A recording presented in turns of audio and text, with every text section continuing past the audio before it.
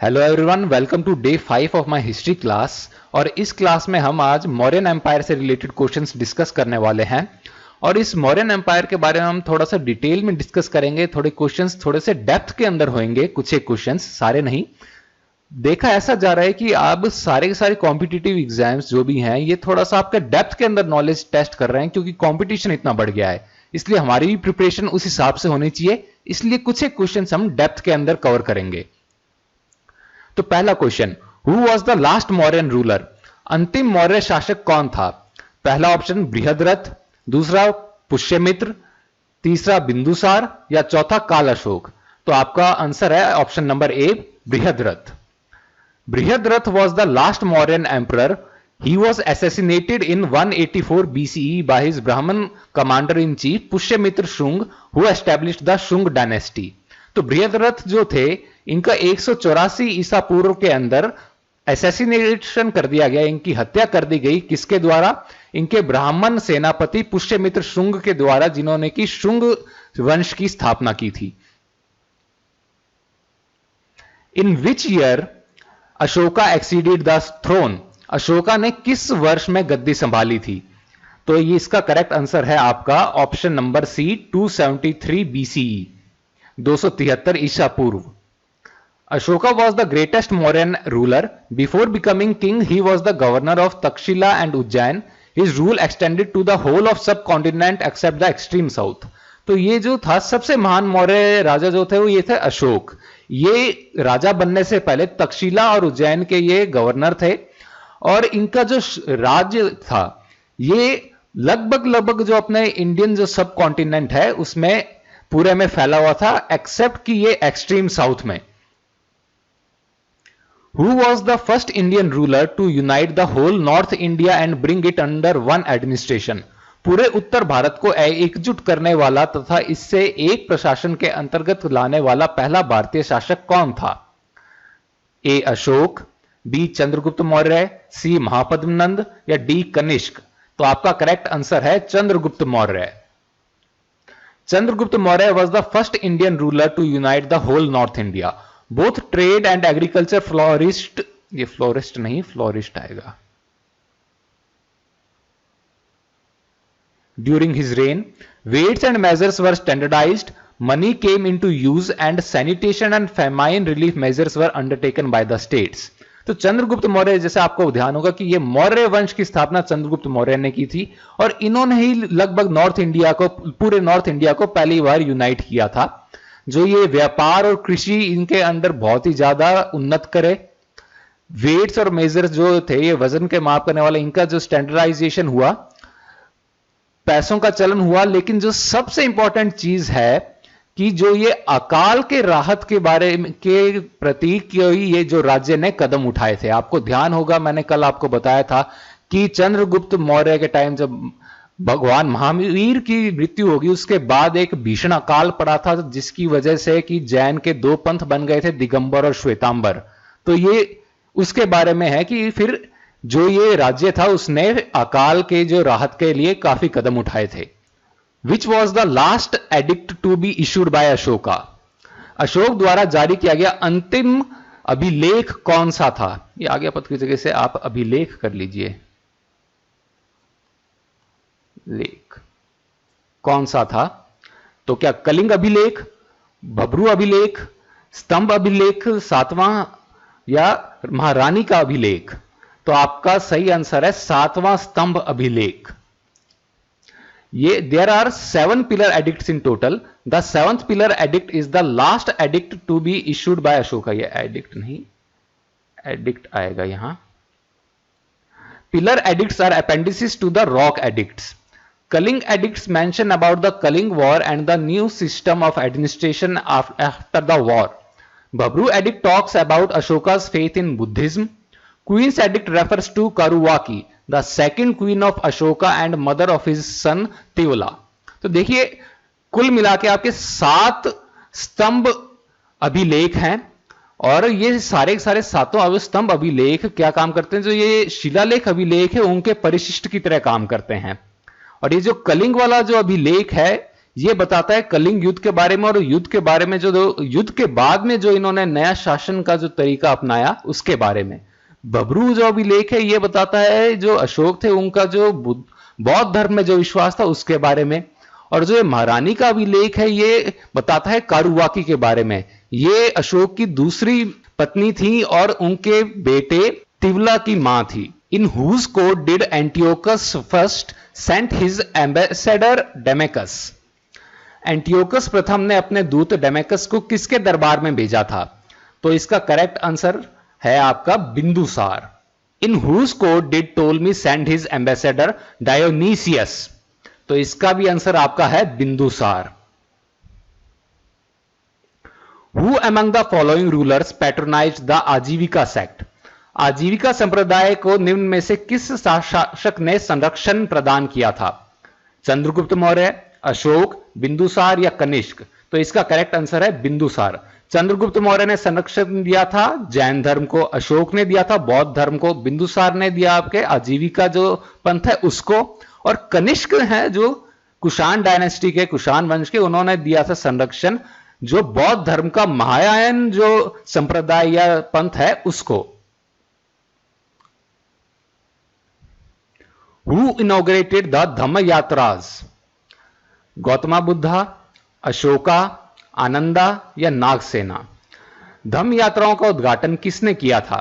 तो धम्म यात्रा का उद्घाटन किया था अशोक ने अपने जो शासनकाल के 11वें वर्ष में।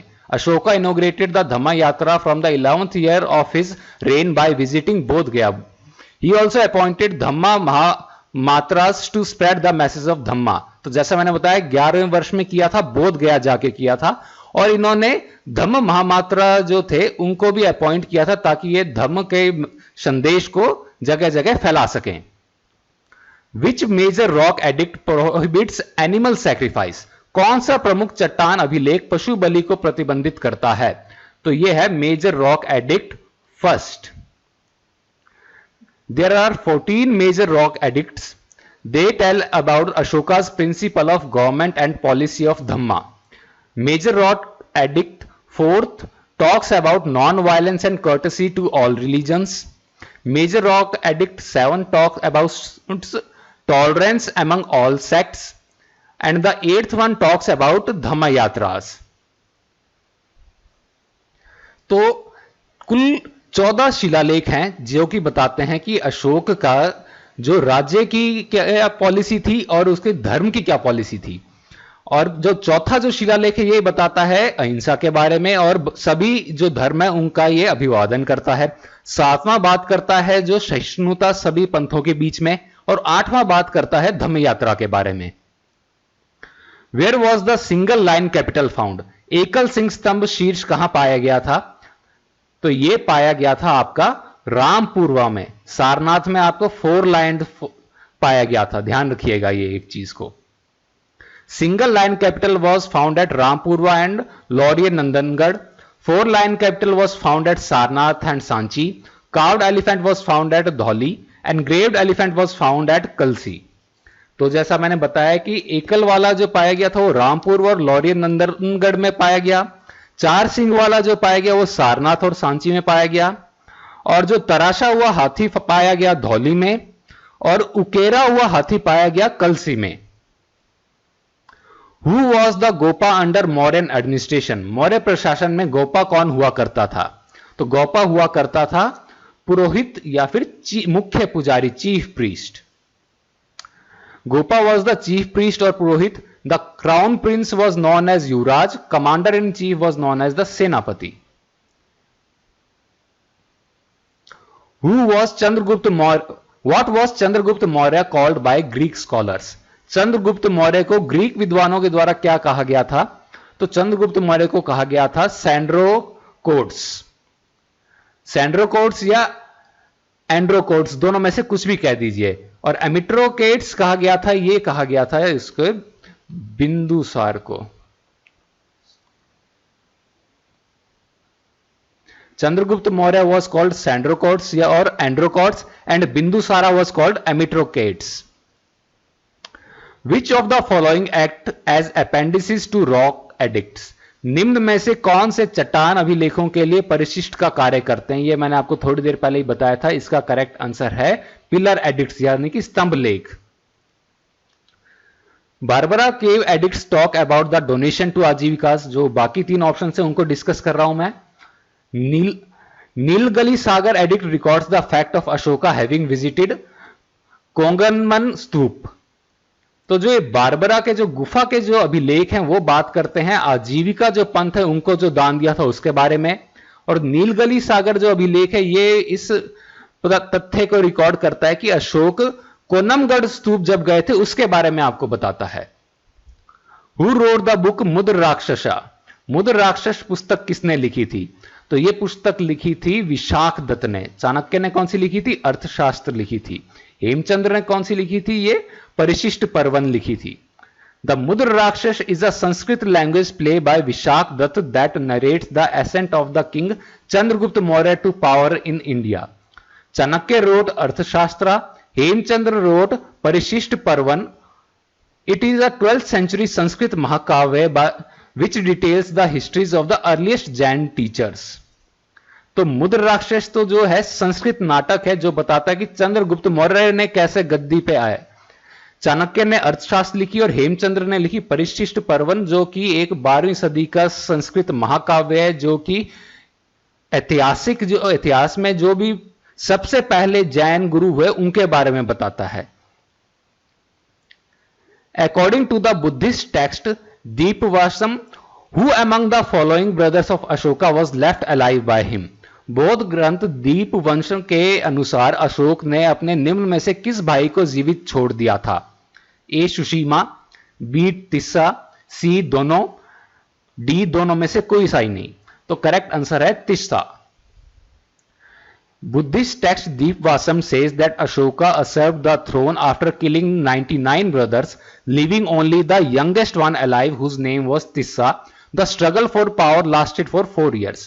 तो ये जो बुद्धिस्ट जो ग्रंथ है दीपवासम, ये कहता है कि अशोक ने गद्दी पे आने के लिए अपने 99 भाइयों को मारा और केवल एक जो सबसे यंग था, जो सबसे छोटा था, उसको जीवित छोड़ दिया, जिसका नाम था तिस्सा। और ये जो राजगद्दी के लिए जो ये द्वंद्व चला, प्रतिद्वंदी आपस में जो झगड़ा चला, ये 4 सालों तक चला। What do Buddhist text Dipavamsa and Mahavamsa chronicle about. बौद्ध ग्रंथ दीपवंश और महावंश किसका वृत्तांत करते हैं? तो अभी मैंने दीपवासम का जिक्र किया था, ये तो थोड़ा सा जिक्र इसके अंदर की गद्दी पे कैसा इसके बारे में है, लेकिन मेन जो चीज इन दोनों में मिलेगी वो है Ashoka's role in spreading Buddhism in Sri Lanka. Sri Lanka में बौद्ध धर्म के प्रसार में अशोक की जो भूमिका है उसके बारे में ये मेनली बताते हैं। Which inscription records the fact of Ashoka having visited कोनमगम स्तूप? ये मैंने थोड़ी देर पहले ही आपको बताया था। इसका आंसर है आपका निगली सागर। निगली सागर। Ashoka visited Konamgam Stupa in the 15th year of his rule. Nigali Sagar inscription records this fact. तो नीलगली सागर के अंदर ये फैक्ट रिकॉर्ड है कि ये अपने राज के 15वें साल के अंदर ये कोनमगम स्तूप पे गए थे Maharaj Ashok. Borobudur is the site of. Borobudur किसका स्थल है? Huge temple of Vishnu and Shiva in Java built in AD 12th century। Java में विष्णु और शिव का एक विशाल मंदिर जिसका निर्माण 12वीं सदी में किया गया था। An enormous stupa in Java built in AD 8th century। Java में स्थित एक विशाल का स्तूप जिसका निर्माण 8वीं सदी में किया गया था। Magnificent palace of Chola king in Tamil Nadu. Tamil Nadu में चोल शासकों का एक भव्य महल, या इनमें से कोई नहीं? तो आपका करेक्ट आंसर है option number B, an enormous stupa in Java built in AD 8th century। Java में स्थित एक विशाल का स्तूप जिसका निर्माण 8वीं सदी में किया गया था। Borobudur is a famous Buddhist temple in central Java. It was built in 3 tiers। ये सेंट्रल जावा में और इसको 3 चरणों में बनाया गया था। मध्य जावा में है ये। The only inscribed stone portrait of emperor Ashoka has been found at. सम्राट अशोक की एकमात्र उत्कीर्ण पत्थर की प्रतिमा कहां पाई गई है? तो यह आपकी पाई गई है कनागनहली में। ये कनागनहली कहां पे है? ये भीमा नदी के किनारे गुलबर्ग जो डिस्ट्रिक्ट है उसमें है, कर्नाटक में। The highly polished monolithic Ashokan pillars were carved out of single pieces of buff colored sandstone, usually mined आएगा from the quarries of। बेहद चमकदार अखंड अशोक स्तंभ बादामी रंग के बलुआ पत्थर के एकल टुकड़ों में से तराशे गए हैं। उन्हें आमतौर पर कहां की खदानों से प्राप्त किया गया था? तो यह किया गया था चुनार की खदानों से, मिर्जापुर उत्तर प्रदेश से। Which among the following materials were used for minting coins during the rule of the Mauryas? Maurya शासकों के शासनकाल में सिक्कों को ढालने के लिए निम्न में से किन सामग्रियों का प्रयोग किया गया था? तो इसका करेक्ट आंसर आपका है सिल्वर एंड कॉपर, चांदी और तांबा। The dhamma propagated by Ashoka was the tenets of Buddhism. Ashoka द्वारा प्रचारित धम्म क्या था? बौद्ध धर्म का सिद्धांत। या a mixture of philosophies of Ajivikas and Charvakas, Ajivika तथा चार्वक दोनों के जो दर्शनों का एक मिश्रण। System of morals consistent with the tenets of most of the sects of the time, उस समय के अधिकांश संप्रदायों के सिद्धांतों के अनुरूप नैतिक मूल्यों की एक प्रणाली। या the religious policy of the state, या राज्य की धार्मिक नीति। तो इसका करेक्ट आंसर है ऑप्शन नंबर सी। अशोक का ये सोचते हैं कि अशोक ने कि अगर बौद्ध धर्म अपना लिया था तो क्या इन्होंने खाली बौद्ध धर्म का ही प्रचार किया? लेकिन ऐसा नहीं है। अशोक ने कई सारे धर्मों के सिद्धांतों को आपस में लिया, सभी धर्मों के बीच में सहिष्णुता को इन्होंने प्रमोट किया, टॉलरेंस को। तो यह अशोक की एक महानता थी।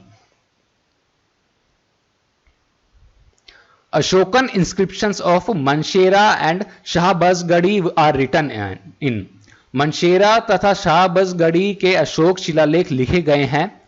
प्रकृत लैंग्वेज खरशोटी स्क्रिप्ट, प्राकृत भाषा खरोष्ठी लिपि, प्रकृत लैंग्वेज ब्रह्मी स्क्रिप्ट, प्राकृत भाषा ब्रह्मी लिपि में, प्रकृत अरमाइक लैंग्वेज ब्रह्मी स्क्रिप्ट, प्रकृत अरमाइक भाषा या ब्रह्मी लिपि में, या अरमाइक लैंग्वेज खरोष्ठी लिपि स्क्रिप्ट, अरमाइक भाषा खरोष्ठी लिपि। तो आपका करेक्ट आंसर है option number D, Aramaic language Kharosthi script. ये टोटल 33 ऐसे इंस्क्रिप्शंस हैं अशोक के। There are total of 33 inscriptions of king Ashoka. These were first deciphered by British archaeologist James Prinsep. तो ऐसे ये 33 शिलालेख हैं अशोक के, और इनको सबसे पहले समझा था जो ब्रिटिश पुरातत्व विशेषज्ञ जो थे जेम्स प्रिंसेप, उनके द्वारा ये किया गया था। Which one among the following statements about Ashokan edicts is correct? Ashok के शिलालेखों के विषय में निम्न में से कौन सा कथन सही है? The pillar edicts were located in all parts of the empire। स्तंभ शिलालेख साम्राज्य के सभी हिस्सों में स्थित थे। The edicts give details of his personal concerns but are silent on events of the empire। ये शिलालेख उसके व्यक्तिगत सोच के बारे में जानकारी देते हैं लेकिन साम्राज्य की घटनाओं के विषय में मौन है। ये सही नहीं हो सकता। क्यों? क्योंकि ये कलिंग एडिक्ट के बारे में ही आप देख लीजिए, या जो रॉक एडिक्ट 13th था या माइनर एडिक्ट फर्स्ट था, ये इसके बारे में बताते हैं। कलिंग जो वॉर था और इसके बाद में जो एडमिनिस्ट्रेशन की जो पॉलिसीज जो अपनाई थी उसके बारे में ये बताते हैं। तो ये ऑप्शन गलत हो जाता है। The subject of inscribed matter on rock edicts differs completely with that of pillar edicts। चट्टान शिलालेखों में उत्कीर्ण मामलों का विषय वस्तु स्तंभ शिलालेखों के विषय वस्तु से पूर्णतः अलग है। तो ये भी गलत है। क्यों? क्योंकि पिलर एडिक्ट्स जैसे मैंने बताया था, they were the appendices of rock edicts, यानी कि जो ये चट्टान शिलालेख हैं उनके परिशिष्ट की तरह काम करते थे ये स्तंभ शिलालेख। The Greek or Aramaic edicts are versions of translations of the texts used in other edicts। Greek या आरमाइक शिलालेख अन्य शिलालेखों में प्रयुक्त विषय के अनुवादों के संस्करण है। तो ये भी गलत है। ग्रीक और आरमाइक के अंदर जो ये शिलालेख था ये अपने नॉर्थ वेस्ट में पाया गया था। कहां पे ये पाया गया था? ये पाया गया था कंधार में, और ये बाइलिंगुअल था। कंधार अफगानिस्तान में, और ये बाइलिंगुअल था। तो आपका करेक्ट ऑप्शन हो जाता है option number A, the pillar edicts were located in all parts of the empire. One of the prominent Buddhist structures in India dash stupa at Sarnath was constructed by the great Mauryan king Ashoka. Bharat में प्रमुख बौद्ध संरचनाओं में से एक सारनाथ में का कौन सा स्तूप का निर्माण महान मौर्य राजा अशोक द्वारा किया गया था? तो इसका आंसर है आपका धमेक। धमेक स्तूपा इन Sarnath, Uttar Pradesh is one of the most significant Buddhist monuments in India. Built in 249 BCE by the great Mauryan king Ashoka, Dhamek Stupa boasts of a distinct architectural pattern in itself.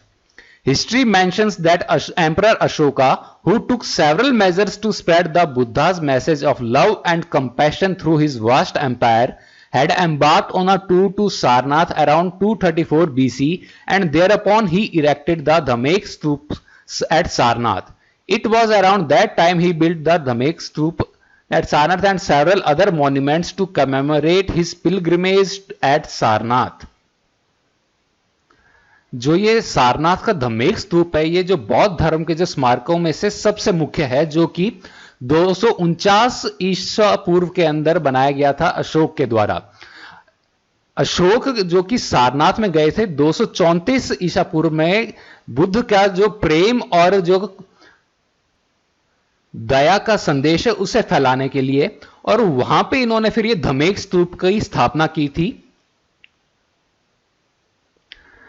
Who was the professor of political science and economics at the University of Takshila? Takshashila विश्वविद्यालय में राजनीति विज्ञान एवं अर्थशास्त्र के प्राध्यापक कौन थे? तो ये थे आपके Kautilya. Kautilya belonged to the Brahmin caste. He was originally from northern India and a professor of political science and economics at University of Takshila. He was fully knowledgeable concerning the Vedas literature, and it is also believed that he might have had some knowledge of Zoroastrianism. तो ये कौटिल्य जो थे ये ब्राह्मण थे और जो northern India उत्तर भारत से थे, और तक्षशिला में पॉलिटिकल साइंस और ये इकोनॉमिक्स के ये प्राध्यापक थे।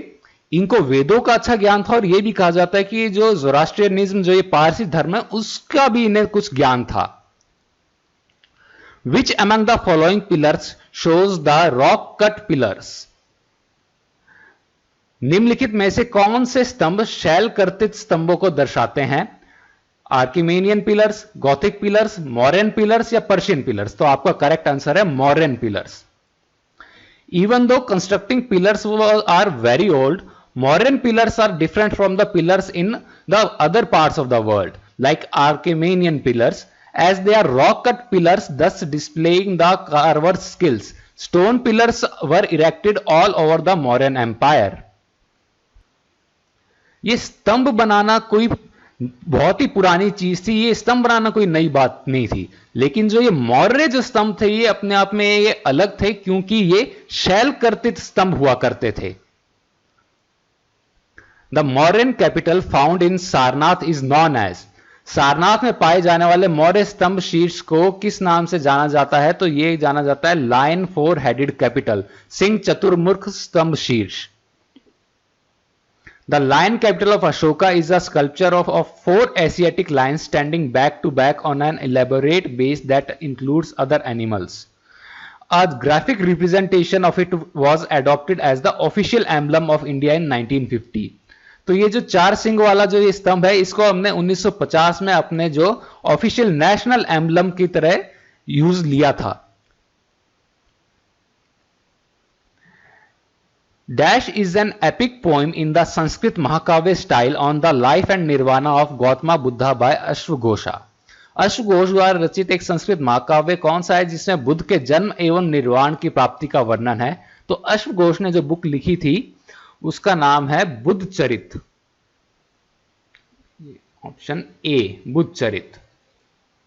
Buddcharit, Acts of Buddha is an epic poem in the Sanskrit Mahakavya style on the life of Gautama Buddha by Ashwagosha, composed in 2nd century CE. तो ये जो लिखी गई थी ये दूसरी शताब्दी में लिखी गई थी और ये जो बुद्ध के जीवन के बारे में बताती है, ये एक महाकाव्य कविता है।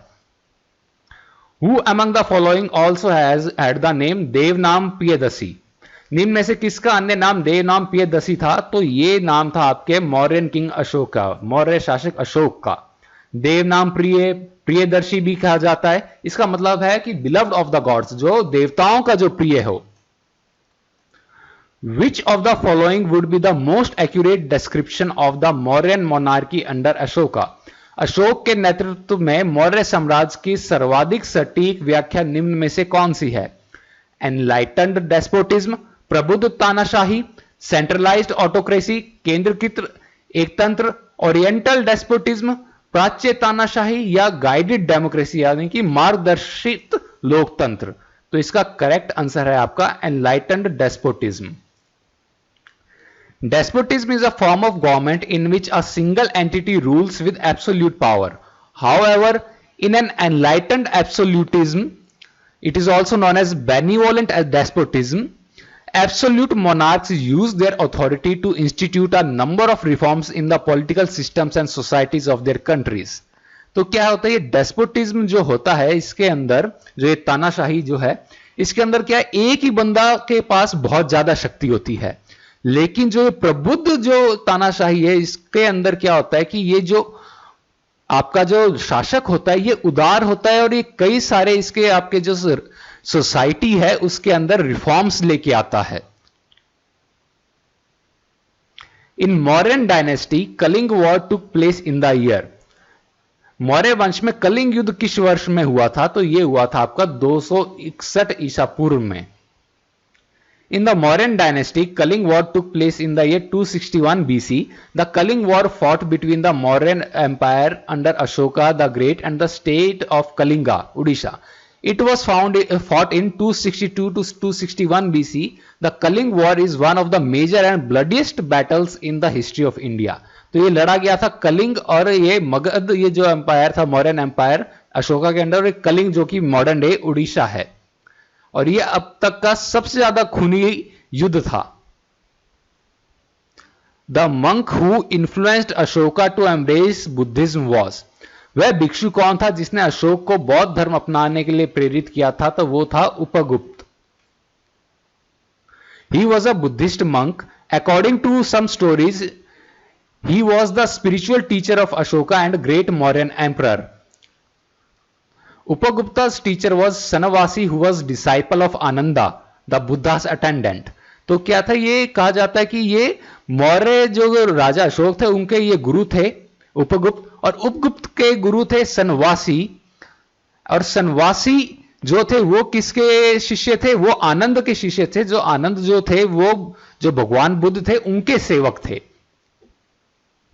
तो ये अगर क्वेश्चन आए कि कोई आपको 4 ऑप्शन दे दे और पूछा जाए इनमें से भगवान बुद्ध के प्रमुख सेवक कौन थे, तो आपका आंसर हो जाएगा आनंदा।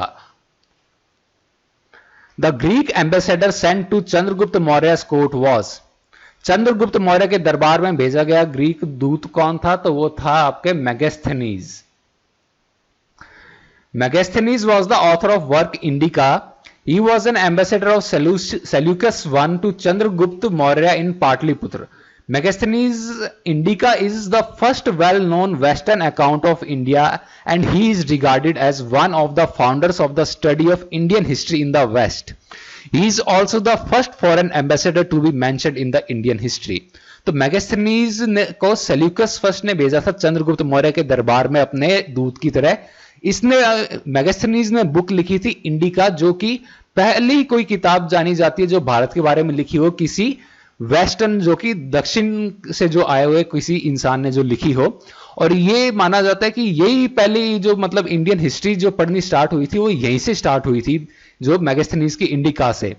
और ये अपने भारतीय इतिहास में पहला जो फॉरेन जो दूत, फॉरेन एम्बेसडर जो है वो मेगास्थनीज ही है।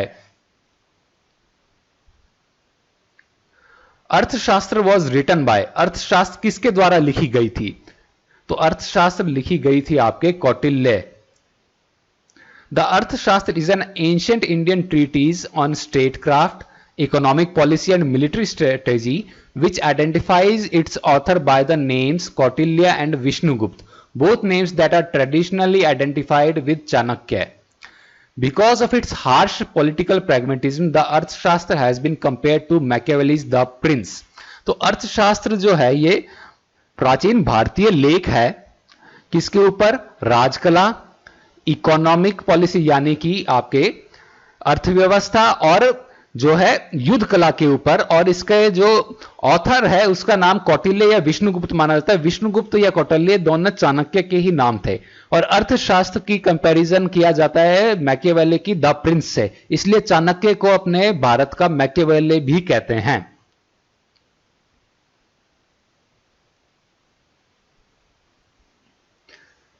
Seleucus Nicator was defeated bye, Seleucus Nicator को किसने पराजित किया था? तो वो थे मैंने अभी आपको कई बार बता चुका हूं, Chandragupta Maurya. He was defeated by the emperor of India Chandragupta Maurya and accepted a matrimonial alliance for 500 elephants after ceding the territories considered as part of India. तो ये जब चंद्रगुप्त मौर्य से हार गया तो इसने 500 हाथी दिए, अपनी पुत्री की शादी करा दी चंद्रगुप्त मौर्य से, और जो भी पार्ट, जो इसकी टेरिटरी का जो भी पार्ट इंडिया का हिस्सा माना जाता था वो चंद्रगुप्त मौर्य को दे दिया। Bindusara sent Ashoka to quell the rebellion in, Bindusar ने अशोक को कहां का विद्रोह का दमन करने के लिए भेजा था? तो वो है आपका आंसर तक्षशिला। अशोक बहुत ही बढ़िया एडमिनिस्ट्रेटर था, तो इसलिए बिंदुसार ने भेजा वहां पे, क्योंकि वहां पे रेबिलियन हो गया था, तो कि अशोक वहां पे जाए और शांत कर दे उसको। Who among the following foreigners was first to visit India, निम्न में से कौन सा विदेशी सबसे पहले भारत आया था? हेनसांग, मेगास्थनीज, इत्सिंग या फाहेन? तो करेक्ट आंसर है मेगास्थनीज। हेनसांग आपको ध्यान होगा हर्षवर्धन के टाइम में आया था, और फाहेन आया था चंद्रगुप्त सेकंड यानी कि विक्रमादित्य के टाइम में। Who amidst the following was wife of Emperor Ashoka who influenced him? निम्न में से कौन सम्राट अशोक की पत्नी थी जिसने उसे प्रभावित किया था? तो इसका करेक्ट आंसर है Kaurvaki, option D. Kaurvaki is the only queen of Ashoka known from his own inscriptions. She is mentioned in an edict inscribed on a pillar at Allahabad, Queen's Edict. She was also the mother of Ashoka's son Prince Tivala. कुरुवाकी का ही एक रानी है जिसका जिक्र अशोक के जो inscription है उससे मिलता है। कौन से इंस्क्रिप्शन में मिलता है? ये इलाहाबाद के जो स्तंभ है उसमें मिलता है। ये क्वीन का जो अभिलेख है, जो महारानी अभिलेख है, वो इन्हीं के बारे में है। और जैसा मैंने बताया था, ये जो अशोक का पुत्र तिवला था उनकी ये माता थी। With which of the following centers of learning Chanakya, the famous teacher of Chandragupta Maurya, was associated? Chandragupta Maurya के प्रसिद्ध गुरु चाणक्य का संबंध शिक्षा के निम्न में से किस केंद्र के साथ था? तो ये आप देखेंगे नालंदा और विक्रमशिला। ये नालंदा आई थी गुप्त शासनकाल में, विक्रमशिला आई थी ये जो पाल वंश में। तो ये दोनों तो हो ही नहीं सकते, ये कोई सा भी ऑप्शन नहीं हो सकता, सिर्फ एक ही ऑप्शन हो सकता है जो वो है Takshashila. Arrange the following Magadhan dynasties in chronological order, निम्नलिखित मगध वंशों को कालानुक्रम में व्यवस्थित कीजिए। तो सबसे पहले कौन सी आई थी? तो आपको ध्यान होगा सबसे पहले आई थी हर्यंका, ठीक है। उसके बाद हर्यंका के जो आखिरी जो था रूलर वो था नागदशक, जिसकी की हत्या कर दी थी शिशुनाग ने और हटा दिया शिशुनाग ने। और किस वंश की स्थापना की थी? वो की थी शिशुनाग की। शिशुनाग के बाद आपके आया था नंदवंश। नंदवंश के बाद धननंद को हटाया था आपके चंद्रगुप्त मौर्य ने। और कौन से धर्म की स्थापना की, कौन से वंश की स्थापना की थी? वो थी मौर्य। तो आपका करेक्ट आंसर हो जाएगा fourth, second, first and third. तो आपका करेक्ट आंसर है ऑप्शन सी। तो ये जैसे मैंने आपको बताया था, आप देख सकते हैं प्रॉपर क्रोनोलॉजी इसकी यहां पे है। ये the Greeks were driven out of India by, यूनानियों को भारत से किसके द्वारा खदेड़ा गया था? तो वो था चंद्रगुप्त मौर्य। सेल्यूकस को इन्होंने हराया था और उसके बाद खदेड़ दिया था। सेल्यूकस यहां पे 305 ईसा पूर्व में आया था।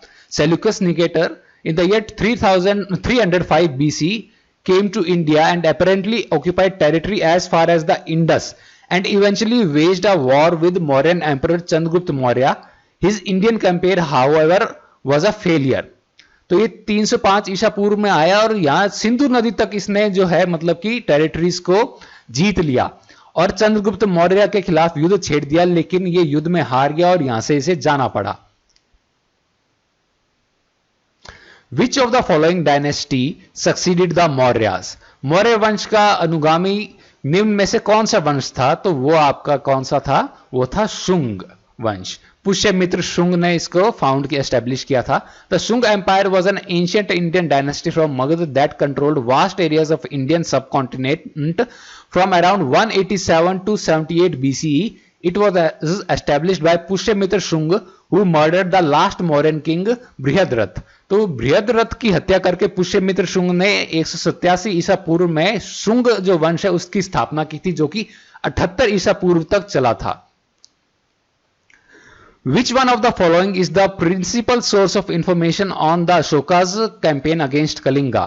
कलिंग के विरुद्ध अशोक के अभियान के बारे में जानकारी का प्रमुख स्रोत निम्न में से कौन सा है? तो ये आपका है चट्टान अभिलेख 13वां चट्टान अभिलेख, rock edict 13th। Which of the following does not have a stupa? निम्न में से किस स्थान पर स्तूप नहीं है?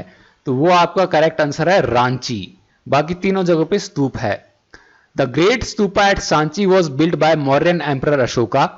The Dhamek stupa in Sarnath is thought to be the oldest stupa in existence.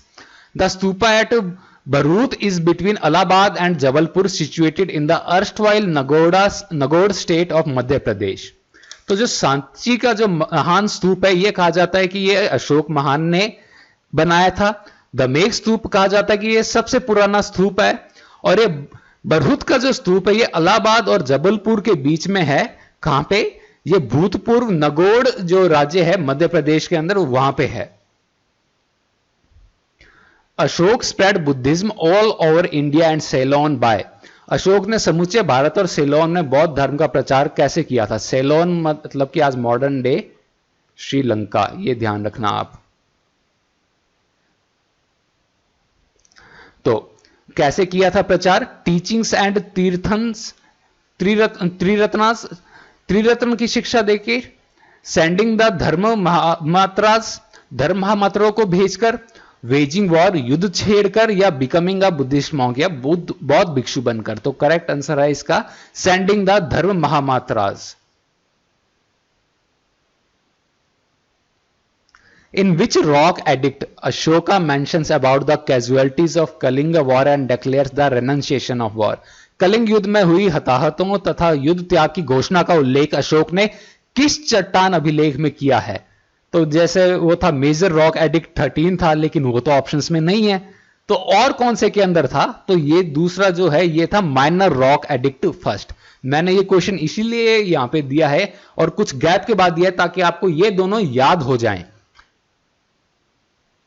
Rock Edict 13 and Minor Rock Edict first states that the human sufferings and mass killings due to the Kaling War prompted Ashoka to take Buddhist religion and to adopt the path of Dhamma Vijay and of Ahimsa. तो जैसे मैंने बताया था rock edict 13 और minor rock edict first, ये बताते हैं कि ऐसा कलिंग वॉर में कितनी मतलब की क्षति हुई थी, इंसानों की कितनी जानें गई थी, क्या क्या नुकसान हुए थे, ये सारा सारा, और इससे कैसे हृदय परिवर्तन हुआ अशोक का, और उन्होंने बौद्ध धर्म अपना लिया, और मतलब धम्म विजय मतलब कि बिना मतलब कि धर्म यानी कि धर्म के थ्रू विजय प्राप्त करना, और अहिंसा को अपना लिया था इसके बाद इन्होंने। The original founder of the manuscripts and editor of Kautilya's Arthashastra was.